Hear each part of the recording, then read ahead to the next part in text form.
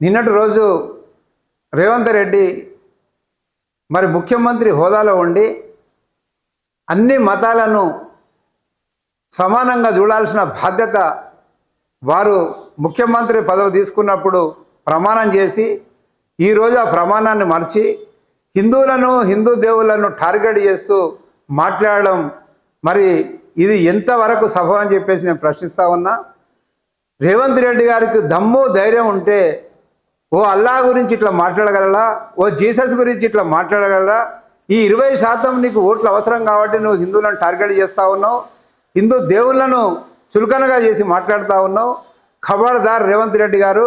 హిందూ సమాజం గతంలో కేసీఆర్ ఏదైతే హిందూగాళ్ళు బొందుగాళ్ళని మాట్లాడిండో ఆయనను హిందూ సమాజం అందరూ ఐకమత్యమై బొందబెట్టినరో రాబో రోజుల్లో నిన్ను నీ కాంగ్రెస్ పార్టీని కూడా అదే విధంగా బొందబెడతాయని చెప్పేసి ఈ సందర్భంగా నేను చెప్తా ఉన్నాను.